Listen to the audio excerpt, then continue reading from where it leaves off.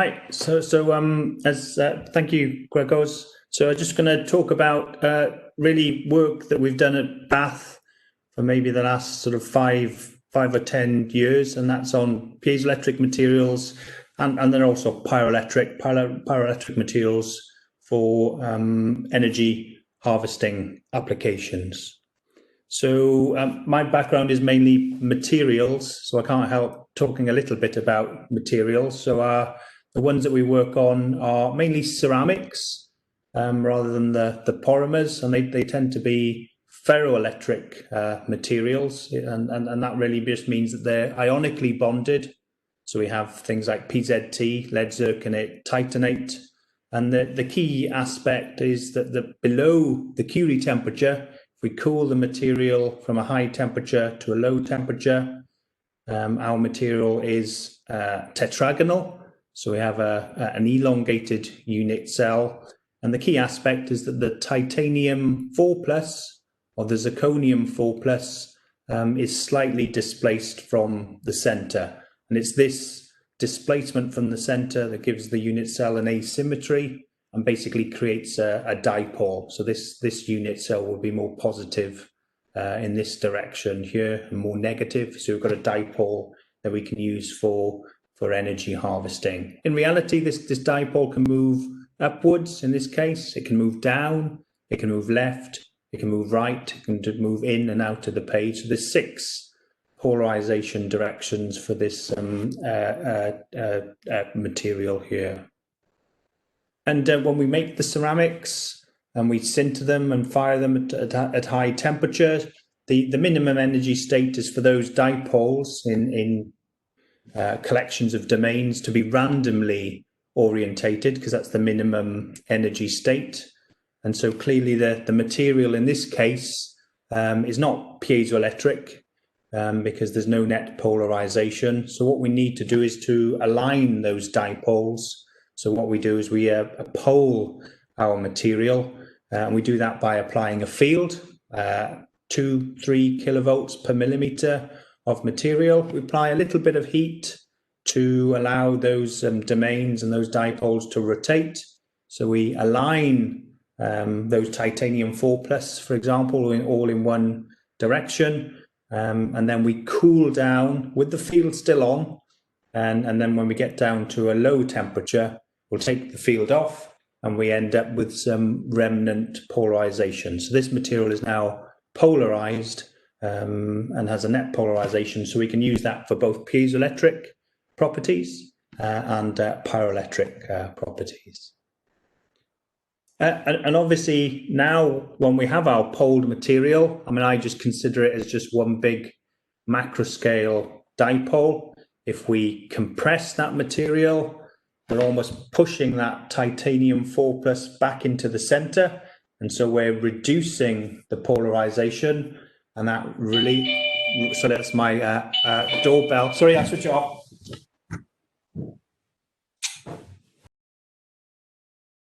I've got some deal.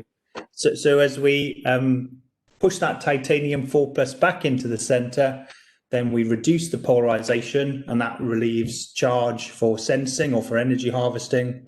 Likewise, if we apply a tensile load, we're moving that titanium 4+ even further away from the center, so we enhance the polarization. Again, there will be movement of surface charge to balance that out. So we can use that for our energy harvesting. And as examples, I'll just show some examples of work at Bath.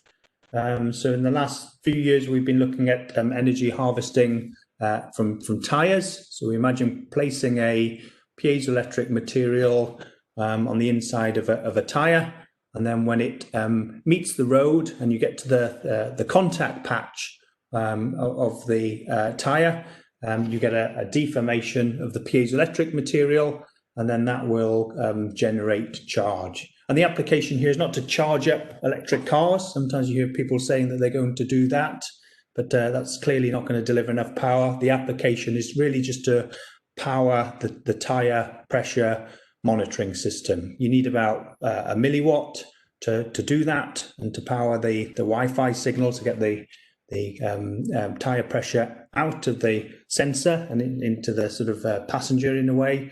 And so you only need small amounts of power. The alternative at the moment is to use batteries.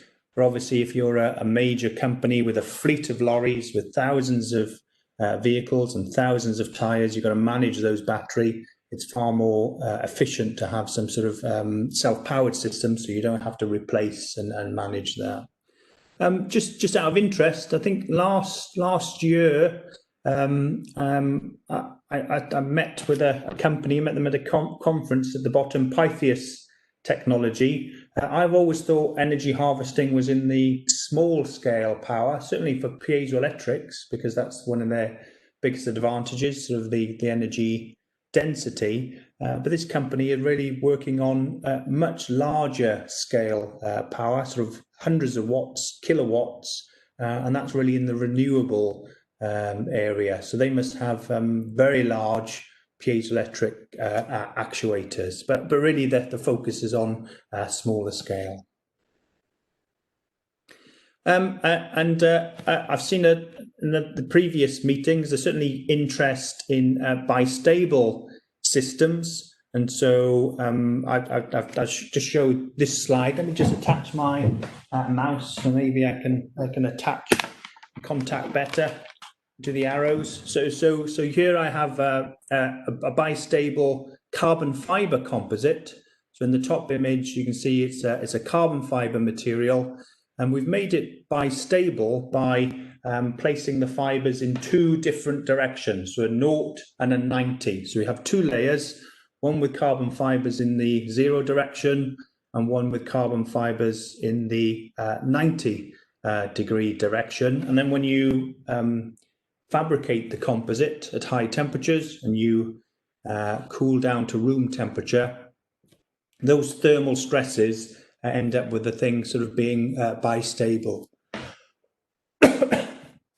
Now, the interest I had initially was on actuation. So this is the early work. You see at the bottom, the image is the composite, bistable composite is being actuated. You can see with weights on it. So I'm snapping the device through by having a voltage applied to it. And likewise here on the cantilever, I'm snapping the laminate between two states. But obviously, that's of interest for morphing applications, shape change applications, maybe aerodynamics, for example. But clearly, I think about 5-10 years ago, there was a paper by Dan Inman on using bistable composites for energy harvesting. So this is just some work that we've done at Bath on a bistable cantilever. So we have a laminate. So here we have a 90, 0, 0, 90. So these relate to the fiber directions. So in this case, you can see it's symmetrical. And so these residual stresses balances out. So this is very much like just a very conventional cantilever. It's not bistable. It's just linearly elastic. But if we introduce asymmetry into the laminate layup, 90, 90, 0, 0, so it's just like a 0, 90, then that imbalance of the thermal stresses makes the material bistable. So you can see it snaps from these two configurations. And this was nice because everything else was the same apart from switching really two layers, and to see, well, by just switching the orientation of two layers, what is the impact on the energy harvesting capability if we were using it as a bistable cantilever. So this is the linear layup. So you can see it's symmetrical, 90, 0, 0, 90. So those stresses balance. And it's very much just like a conventional sort of cantilever with a piezoelectric attached to it to harvest the energy. So it rises almost linearly with acceleration, not much difference between sweeping up and sweeping down. So full width half maximum is around a hertz at 1 G, about 2 hertz at 6 G. But if now we move to the bistable cantilever, which then begins to snap between the two states at higher Gs. So at low G, it oscillates in its single state. But if then we begin to snap through, and you can hear it snapping through, and you can see it snapping through, you can see that we begin to get difference between upsweep and downsweep.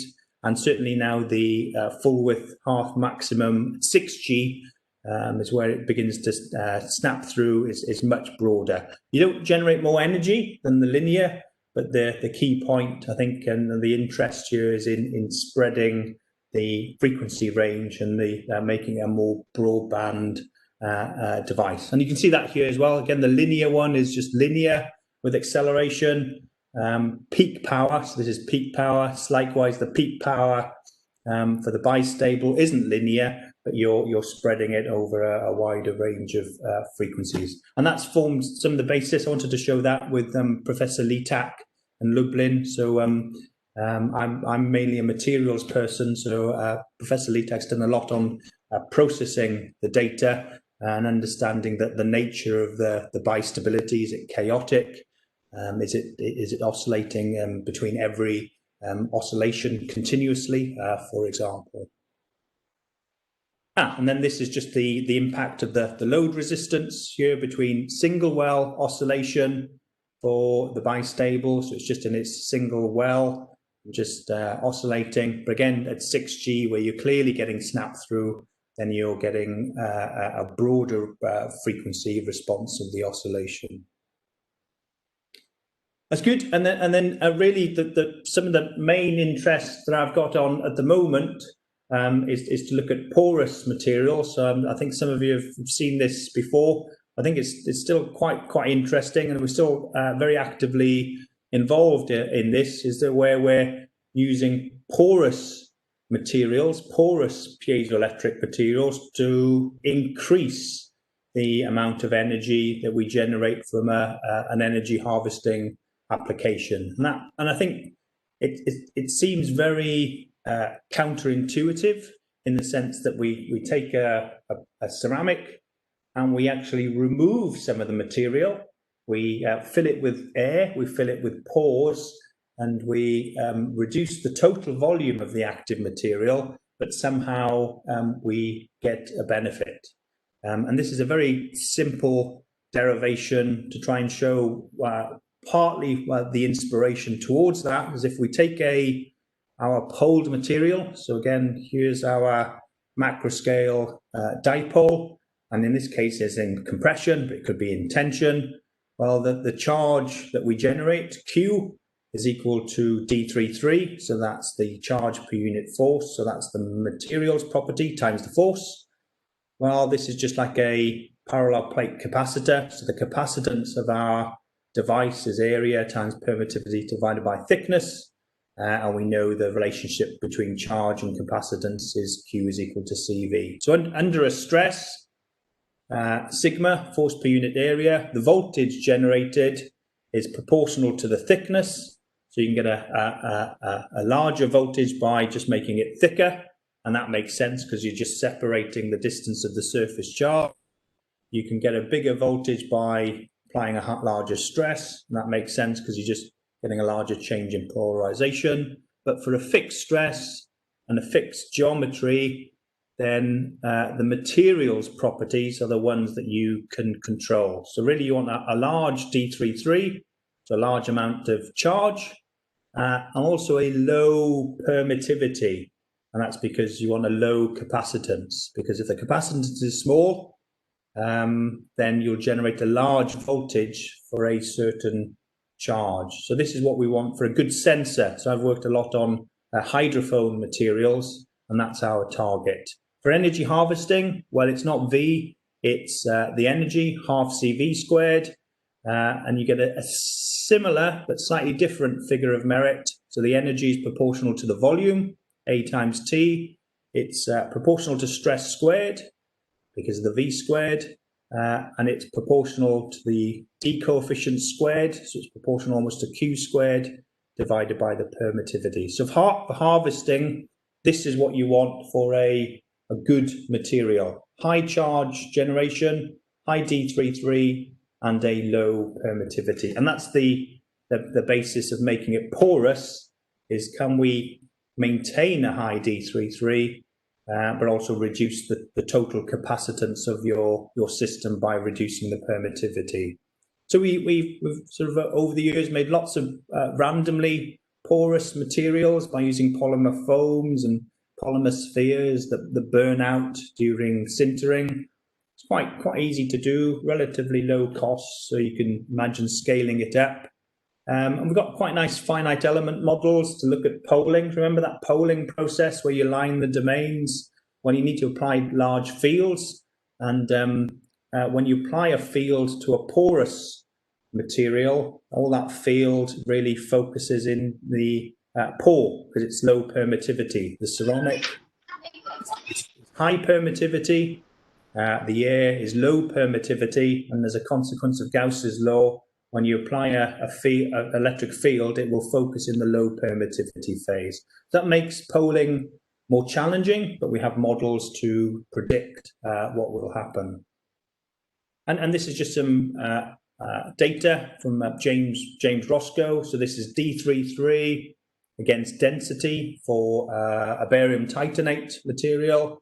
And you can see when it's dense, the D33, the charge per unit force is about 140 picocoulombs per Newton. And as you introduce porosity, it falls.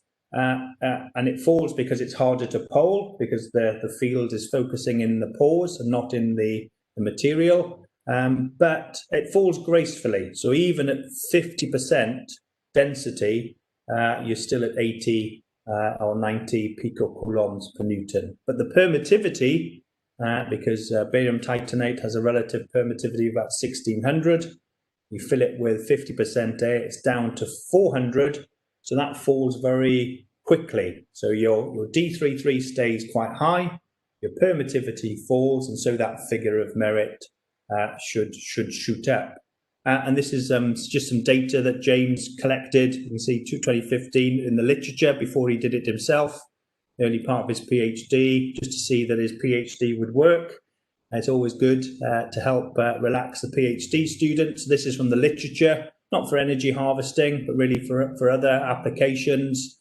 And you can see when it's dense, the figure of merit is down here, 0% porosity. As you introduce porosity into the material, this will fall, but it falls slowly. This falls quickly. So you can see in many cases that permittivity rises, that figure of merit rises. So you should get more energy for the same volume, for the same stress applied to the system. So this is just some figures from that experimental work. So a dense material, don't need to worry too much about units, it's just a comparator. That figure of merit is about 900. Make it porous, about 50%, then you can get about 3 times more figure of merit, and that's proportional to energy. But you can see there's quite a lot of variation, certainly in the literature as well. And you saw the modeling was nice from James, but the variation, and that's because you've got quite large pores, they're spherical pores, and so they agglomerate, so we've got some variability. So the key thing is how to get that any better. And ideas on how to get this better is maybe by looking at the modeling and to look at this poling process. So again, we have a pore in our ferroelectric ceramic. We're applying a field through the thickness. And what James has done is change the aspect ratio. So he's changed the shape of the pore, and he's also changed the angle. And it's quite intuitive in a way that if you have the pore aligned in the field direction, you get a drop in field at the tips. So these blue regions are not poled, so they're not going to contribute to the D33 coefficient. And so this has a small fraction of unpoled region, but as you rotate the pore by 90 degrees, then you have the field dropping above and below the pores in a larger volume, and so you're going to have more unpoled material. so this will become less active. And as you make the pore longer and longer, then that blue circle, that blue area of unpoled material gets larger. And that's basically what this curve is saying. This is angle against fraction poled. So the dotted line is just fully dense material. You can see it pole it to 100%. We can align it all. A random porosity is the blue line. Sorry, that aspect ratio of 1. So that's a spherical pore. It's a bit like random porosity. That's why I said it. And that's independent of angle. And then this is for different aspect ratios. And obviously, if you have a highly elongated pore at 90 degrees, that's the worst. But you can see if you have a highly elongated pore in the poling direction, in theory, you should get almost 100% poling. And that's what we did in a way. We tried to do that by, again, using a very simple method called freeze casting. So you basically take your water and your ceramic. In this case, it's that lead zirconate titanate again. You freeze from the base, you cool it from the base, and the ice crystals grow upwards, and the ceramic is pushed in between. So you end up with a frozen, it's a bit like, looks like, you know, we freeze them in silicone molds, so they look a bit like ice cubes in a way. And then we remove the ice by freeze drying. So we store them in the fridge, and then we freeze dry a batch of these materials. And then the ice is removed from solid to gas without forming any liquid.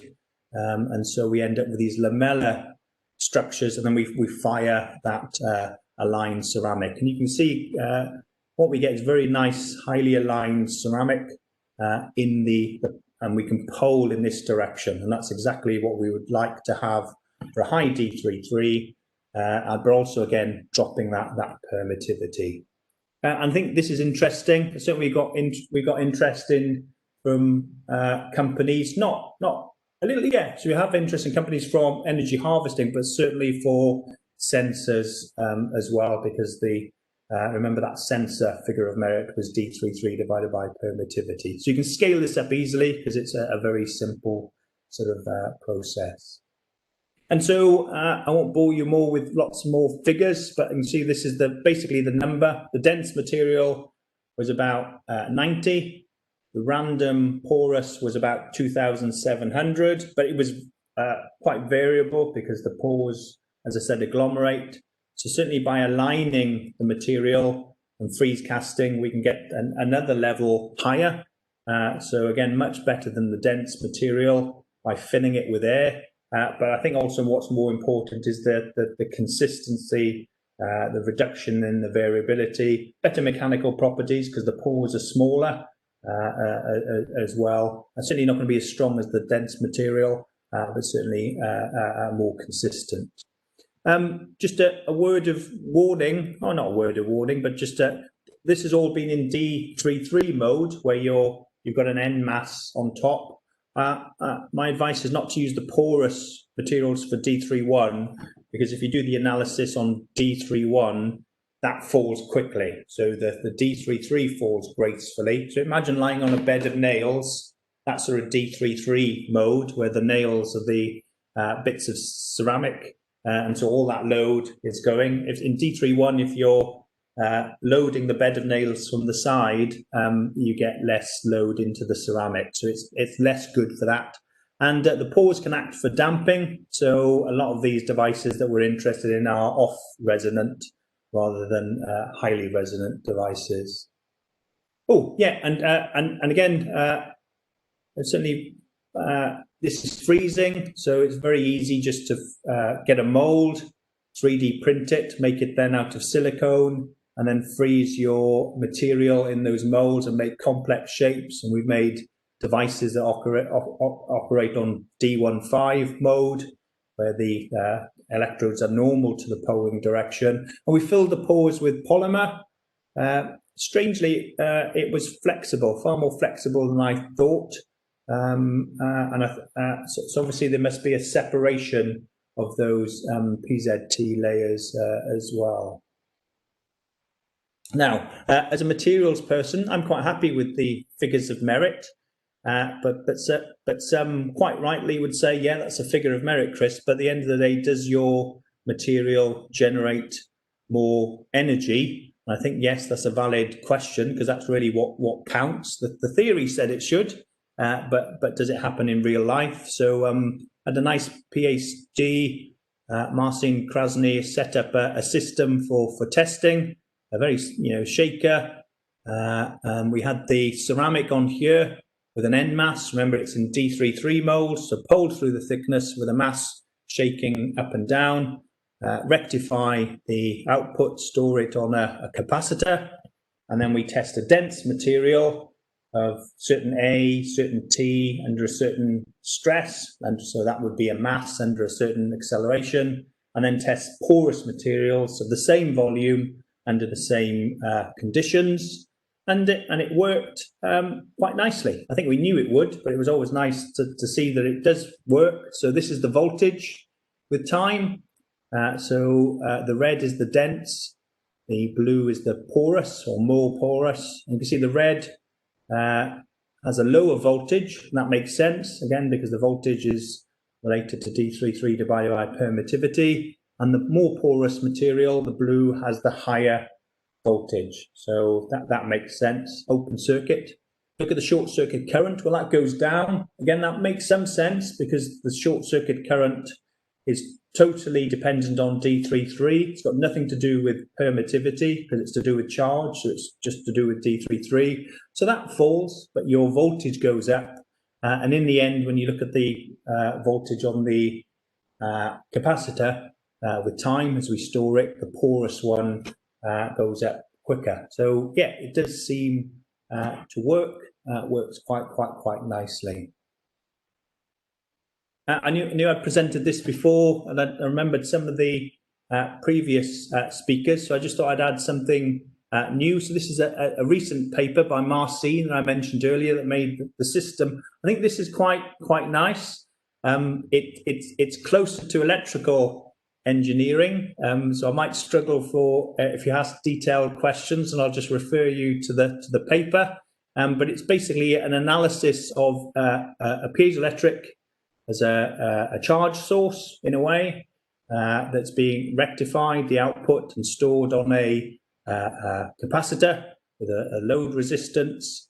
And so after this analysis, which I'm sure has been done before, well, I know it's been done before, we have a series of equations that relate the voltage with time that develops on the capacitor. But I think what's quite nice is that the idea is that where it levels off, where the voltage on the storage capacitor levels off, there's an equation that allows you to predict that. And likewise, the initial rise time, the initial rise here, is another equation. And both of these equations are linked and related to the load resistance, which you know, the load capacitor or the storage capacitor, which you know. It's related to the capacitance of the piezoelectric, which you don't know in reality. It's just being accumulated, and it's related to the short circuit current that's being generated as well. So you have two equations, 4 parameters, 2 of which you know, 2 of which you don't know. So from this gradient, in a way, and from this leveling off of the voltage, you can actually analyze the curve and subtract, or you can estimate the device capacitance and the short circuit current. I think that's quite nice, because certainly in some instances, people don't have the equipment to measure small amounts of current, for example. So it's a way of just getting a little bit more information from your storage curve. And there's also another aspect in the sense in operation, if you're operating under, higher temperatures or higher stresses, you may not know the device capacitance because you can put it on an LCR meter and measure it quite easily. You can measure the D33 as well quite easily at room temperature. But if it's in a hot environment or it's in a highly stressed environment, because you have a cantilever like the bistable that's snapping through, stress can certainly change the permittivity. It can certainly change the D coefficient. So it's a way of analysing the data and extracting those materials properties from it. And just use, it's in the paper, there's some examples. So this is some extracted short circuit current compared to a measured one where you put an electrometer across it with pretty good agreement. And you can see it's just a linear cantilever, but that's what we wanted. Didn't want anything too difficult. The capacitance was okay. So this is the predicted. I think the real device capacitance when we measured it on the LCR was the order of 35 nanofarads.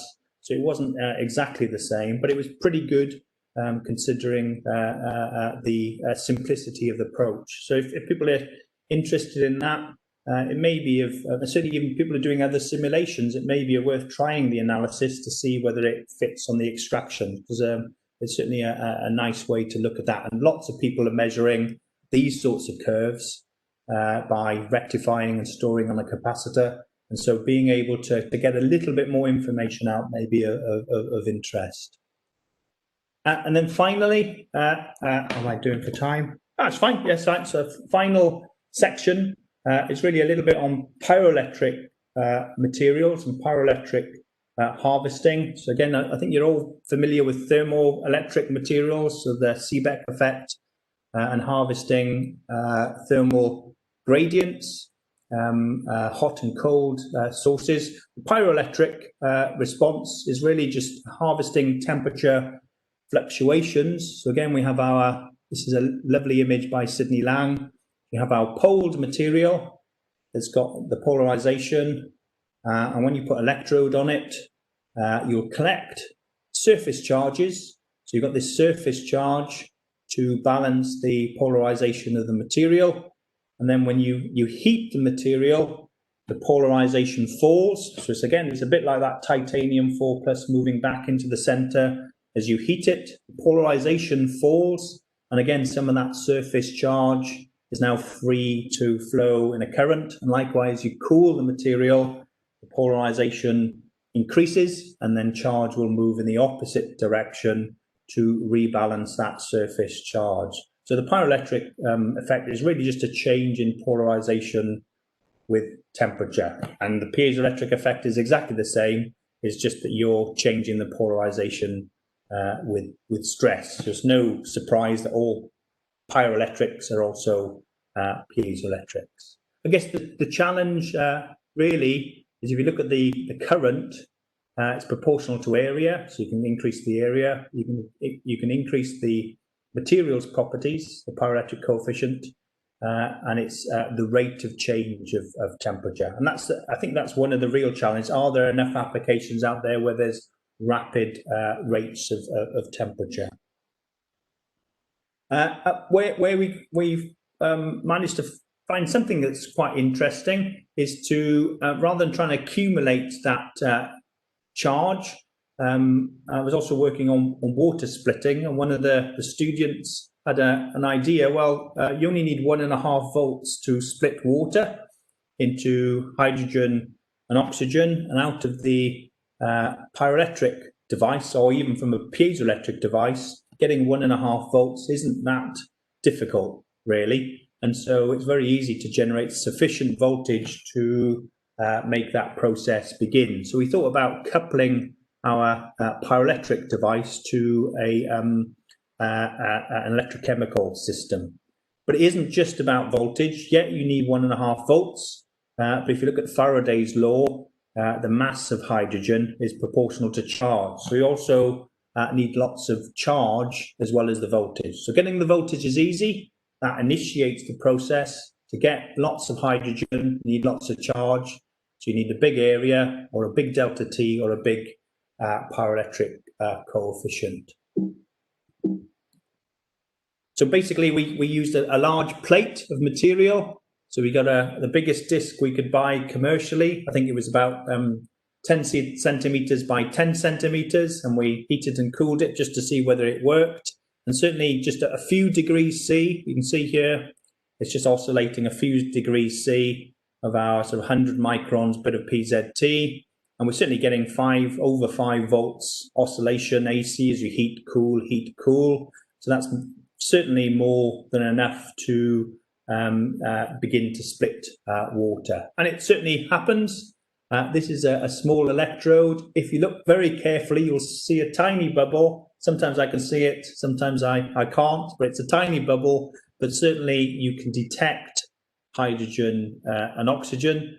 So it's certainly initiating and starting that process, but it's small amounts. But a very clever team at Hong Kong Polytechnic University recently, I think it was 2018, recently, sort of relatively recently, demonstrated you can actually, rather than making a big plate and have it as an external device, just take very fine powders, so nanoscale powders, put it into the water and then oscillate the temperature. And I guess the advantage here is if you have a nanoscale powder, your area is enormous.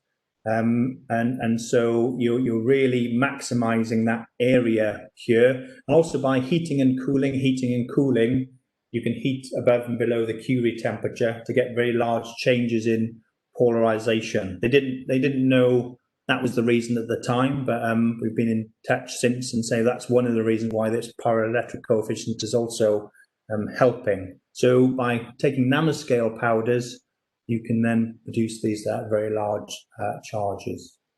Oh, so that's it. So hopefully, so these are just some review papers over the years. I like sort of writing. Certainly at Bath, we're interested in piezoelectric materials, but with Ali as well at Bath. And as you saw with the collaboration with electrical engineering, we can do some nice analysis on circuits, but don't ask me to do it. But certainly also on devices, a measurement system, and we also have some interesting work on pyroelectric materials, including interaction with Gregor's on oscillating heat pipes, because that's one area where you get rapid rates of temperature. I think that's it. Is that okay? Okay, thank you very much. Yeah, this was a very nice presentation. So maybe there are some